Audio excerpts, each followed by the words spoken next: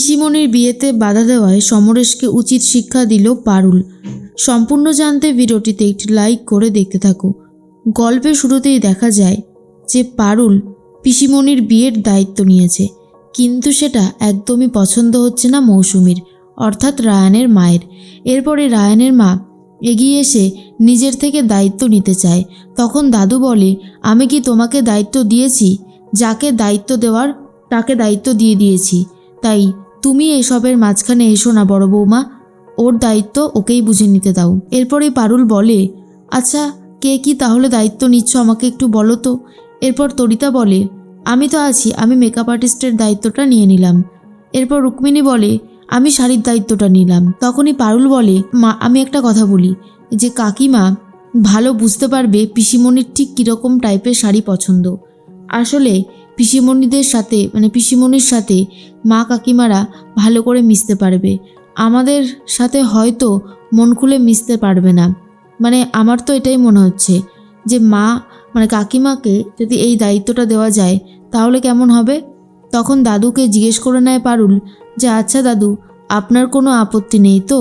দাদু তখন বলে, আমি সব দায়িত্ব তোকে দিয়ে দিয়েছি, এরপর তুই কি করবি সেটা সম্পূর্ণ তোর ব্যাপার, এখানে আমার কোনো আপত্তি থাকবে না। তখনই পারুল ভাবে, যদি রায়ানের মা দায়িত্বটা নেয় তাহলে তো মন্দ হয় না, কিন্তু মৌসুমী ভাবে পারুল আমাকে দয়াদাক্ষিণ্য করছে, ওর দয়াদাক্ষিণ্য কে চায়? ওর কোনো দয়াদাক্ষিণ্য আমার চাই না। এর মাঝখানে দেখা যায় পারুলের সাথে আর রায়ানের সাথে কথা বলতে চলে এসেছে বন্ধুরা, আর বলে বোমটা কে ফাটিয়েছিল সেটা এখনও পর্যন্ত বুঝতে পারছি না।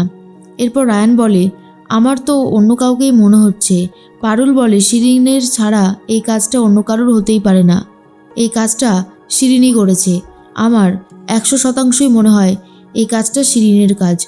তখনই সিসিটিভি কথা জিজ্ঞেস করে, কিন্তু বন্ধুরা বলে, আসলে হোস্টেলের ওই সাইডে যে সিসিটিভিটা লাগানো ছিল সেটা ইচ্ছে করে আমাদের ছেলেরাই ভেঙে দিয়েছে, কারণ মাঝে মধ্যেই তারা নেশা টেশা করে, যাতে ধরা পড়ে না যায় সেই জন্য এই কাজটা করা। পারুল বলে, যেহেতু আমাদের কাছে কোনো প্রমাণ নেই তাই এই মুহূর্তে আমরা ধরতেও পারবো না।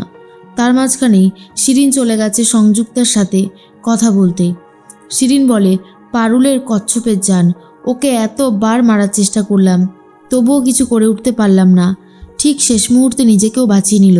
আর কি করব বলুন তো ম্যাডাম, এত কিছু করেও তো শেষ রক্ষা করতে পারছি না, তাই আমি নিজেই বুঝে উঠতে পারছি না ঠিক কী করব।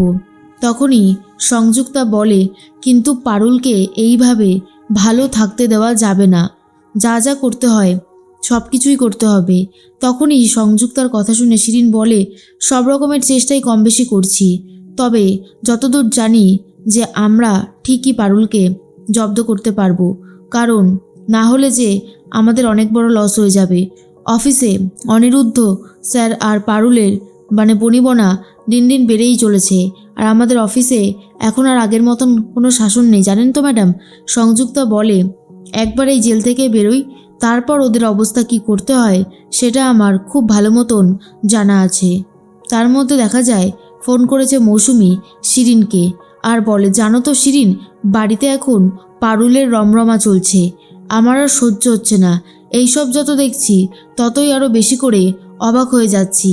শুধু আমি একটা কথাই ভাবছি যে কি করে এই পারুলটা এত বাড়াবাড়ি করতে পারে, জাস্ট আর ভালো লাগছে না। শোনো না, এই আমাদের যে বাড়িতে বিয়ে হচ্ছে খুকুর বিয়েটা ভেস্তে দেওয়া যেতে পারে।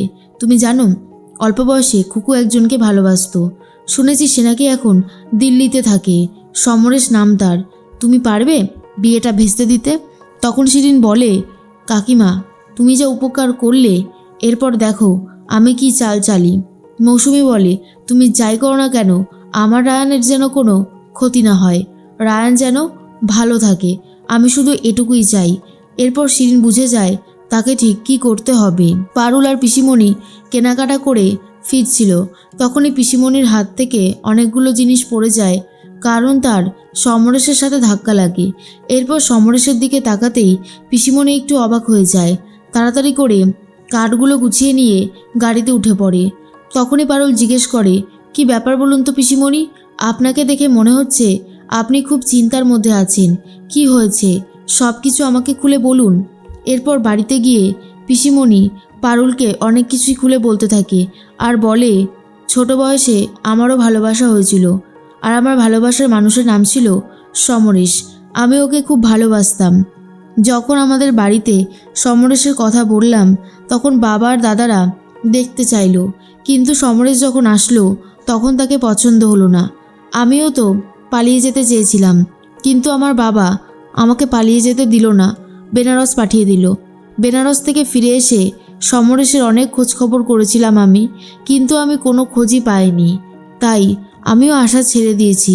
কিন্তু এত বছর পর এইভাবে যে হুট করে চোখের সামনে আসবে এ আমি কল্পনাও করতে পারিনি পারুল। আমার যে মনের ক্ষতটা আবারও জাগিয়ে দিল সে। ঠিক সেই মুহূর্তেই তখনই পারুল বলে, দেখুন পিসিমণি, অতীতকে ভুলে যেতে হবে, ভবিষ্যতের দিকে এগিয়ে যেতে হবে। এটাই তো মানুষের জীবন। অতীতে আপনার সাথে কি হয়েছিল সেসব ব্যাপারে এখন আর মাথা ঘামাবেন না, কারণ আপনি এখন ভবিষ্যতের দিকে যেতে চলেছেন। তাই মনে হয় আপনি এসব কথা ভুলে যান, নতুন সুন্দর একটা জীবন উপভোগ করবেন। এর মাঝখানেই সব লুকিয়ে কথা শুনে নিয়েছে মৌসুমি। ফোন করে শিরিনকে আর বলে, শিরিন, এদিকে কিন্তু পারুল খুকুর মনটাকে আবারও ভালো করে দিচ্ছে। খুকুর মন যদি ভালো হয়ে যায় তাহলে আমাদের লড়াইটা অনেক বেশি কঠিন হয়ে যাবে। তুমি কিন্তু তোমার কাজটা চালিয়ে যেও। এরপর শিরিন সেই লোকটাকে অর্থাৎ সমরেশকে অনেক টাকা দেয় আর বলে, আপনাকে যে কাজের দায়িত্বটা দিয়েছি সেটা কিন্তু ভালোভাবে করতে হবে। তখনই সমরেশ বলে, চিন্তা করবেন না, আমি সবটাই করে দেব। শিরিন জিজ্ঞেস করে, পিসিমণিকে কি আপনি সত্যি ভালোবাসতেন? সমরেশ বলে, ভালো হয়তো বাসতাম, কিন্তু তার থেকেও বেশি ভালোবাসতাম টাকাকে। ওর বাবার সোনার দোকান আছে, জানতাম অনেক পয়সা, সেই জন্যই আরও ভালোবেসেছিলাম। কিন্তু ওর বাবা আমাকে মেনে নেয়নি। দিল্লিতে চলে গিয়ে নিজের পায়ে দাঁড়ানোর চেষ্টা করলাম। ওই কোনো রকম কিছু একটা হলো, তারপর বিয়ে করে নিলাম, ছেলে মেয়ে হয়ে গেল, সংসার চালাতে হিমশিম খেয়ে যাচ্ছি। আর তার মাঝখানে আপনি ফোন করলেন। তখন শিরিন বলে, টাকা পাবেন, চিন্তা নেই, শুধু কাজটা ভালো করে করে যান। তখনই সমরেশ বলে, টাকাটা দিয়ে দেবেন, আমি ঠিক কাজ করে দেব, আপনাকে চিন্তা করতে হবে না। এর পরের দিন দেখা যায় পারুল বিয়েতে খুব মজা করছে, হই হুল্লোড় আনন্দ সব কিছুই চলতে থাকে। রায়ানও অনেক খুশি। রায়ান পারুল দুজন মিলে নাচ গান করতে থাকে। আর সেই মুহূর্তেই চলে এসেছে সমরেশ, যাকে দেখার পর বাড়ির সবাই রেগে যায়, বিশেষ করে দাদু, ঠাম্মি, পিসিমণি নিজেও। কিন্তু পারুল ভাবে এনার এই সময় আসাটা মোটেও ভালো লক্ষণ নয়, মনে হচ্ছে কোনো একটা গণ্ডগোল করতে এসেছে। তবে আমি ওনাকে কোনো গণ্ডগোলই করতে দেব না। পিসিমণির বিয়েটা আমি অনিরুদ্ধ স্যারের সাথে দিয়ে তবেই ছাড়বো, এমনটাই বলে পারুল।